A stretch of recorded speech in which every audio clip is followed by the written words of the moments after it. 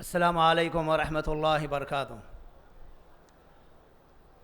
الحمد للہ رب العالمین وبہ نستعین ونصلی ونسلم علی رسول اللہ صادق الامین ومن تبعهم بإحسان إلى يوم الدین، اما بعد فقد قال اللہ تبارک وتعالی فی القرآن المجید والفرقان الحمید فاعوذ باللہ السمیع العلیم من الشیطان الرجیم قل بفضل اللہ وبرحمتہ فبذلک فلیفرحوا هو خیر مما یجمعون۔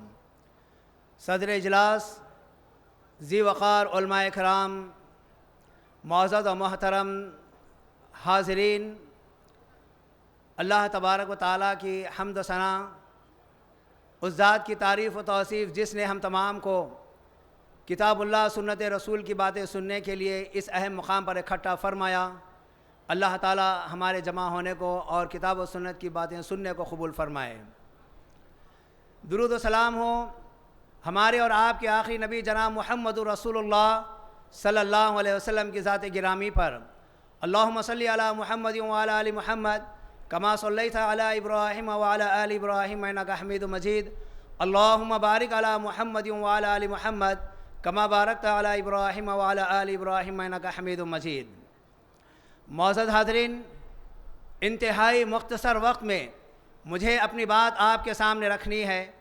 یقیناً آج ساری دنیا چاہتی ہے کہ سب امن کے اندر آ جائیں اور دنیا سے دہشت گردی کا خاتمہ ہو جائے، لیکن ہر طرف یہ نعرہ بھی لگایا جا رہا ہے اور یہ ناپاک کوشش بھی کی جا رہی ہے کہ امن قائم ہو جائیں، اور ایک جانب ظلم و زیادتی بھی ہو رہی ہے۔ لیکن آپ کو میں آج کے اس اجلاس سے بتا دینا چاہتا ہوں، جب تک آپ کتاب اللہ سنت رسول پر نہیں آئیں گے، کتاب اللہ سنت رسول کے حامل نہیں بنیں گے، کتاب اللہ سنت رسول کے عامل نہیں بنیں گے، اس وقت تک امن قائم نہیں ہو سکتا۔ یہ اللہ ذوالجلال والاکرام کا بہت بڑا فضل و احسان ہے کہ اس نے ہمیں قرآن کریم جیسی عظیم کتاب دی ہے اور اسلام جیسی عظیم نعمت سے نوازا ہے۔ یہی آیت میں نے آپ کے سامنے تلاوت کی ہے۔ اے نبی صلی اللہ علیہ وسلم، آپ لوگوں کو بتا دیجئے، قل بفضل اللہ وبرحمتہ فبذلک فلیفرحوا، یہ اللہ کا فضل اور یہ اس کی رحمت ہے، بس چاہیے کہ لوگ اس سے خوش ہو جائیں۔ اور ہوا خیر مما یجمعون، اور یہ لوگ جو جمع کرتے ہیں اس میں سب سے بہترین چیز یہ اللہ، اس سے بہترین چیز یہ ہے کہ اللہ نے تمہیں یہ قرآن کریم عطا کر دیا ہے اور یہ اسلام جیسی عظیم نعمت دے دی ہے۔ عزیزان محترم، اسلام ہمیشہ امن کی تعلیم دیا ہے، اسلام ہمیشہ حدود کے اندر رہنے کی تعلیم دیا ہے، اسلام کبھی حدود سے تجاوز کی تعلیم نہیں دیا ہے۔ اور یہ دہشت گردی، اگر ہم اس کا معنی جانیں تو خوف و دہشت کا پھیلانا، لوگوں کو ہراساں کرنا، ان کے امن کا خاتمہ کرنا ہے۔ اور آج ساری دنیا کے اندر مختلف انداز سے دہشت پھیلائی جا رہی ہے۔ عزیزان محترم، جبکہ یہ اسلام امن کا داعی ہے، امن کی تعلیم دینے والا ہے، اللہ تبارک و تعالیٰ قرآن مجید میں ارشاد فرما رہا ہے، یا ایھا الذین آمنوا ادخلوا فی السلم کافہ ولا تتبعوا خطوات الشیطان انہ لکم عدو مبین۔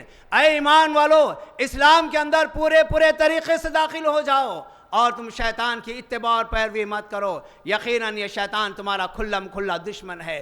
جو بھی دہشت گردی کا راستہ اختیار کرتے ہیں یہ شیطان کی اتباع اور پیروی کرنے والے ہیں، یہ غلط راہ کو اختیار کرنے والے ہیں، اسلام سے ہٹ کر کسی اور راستے پر چلنے والے ہیں۔ اسلام نے منع کر دیا ہے کہ تم ان راستوں کو چھوڑ دو اور اسلام کے اندر پورے طریقے سے داخل ہو جاؤ۔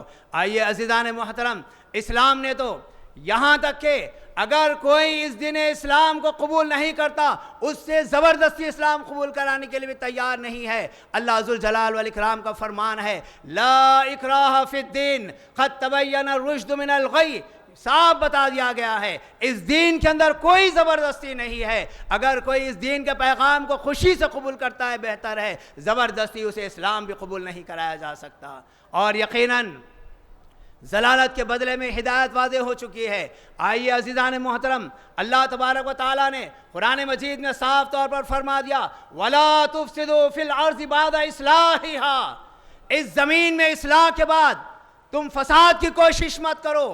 غرض یہ کہ اسلام نے ہر طریقے سے امن کی دعوت دی ہے، اور یہاں تک کہ اللہ رب العالمین فرما دیا ان اللہ لا يحب المعتدین، اللہ تبارک و تعالی حدود سے آگے بڑھنے والوں اور تجاوز کرنے والوں کو پسند نہیں فرماتا۔ غرض یہ کہ میں آپ کو یہی پیغام دینا چاہوں گا، اسلام امن کا داعی ہے، اسلام امن کا پیغام پھیلانے والا ہے، اور اسلام کبھی دہشت گردی کی تعلیم نہیں دے سکتا، اور وہ سارے راستے جس سے انسان خوف و دہشت میں مبتلا ہو جائے، اسلام نے ان سارے راستوں پر پابندی لگا دی ہے۔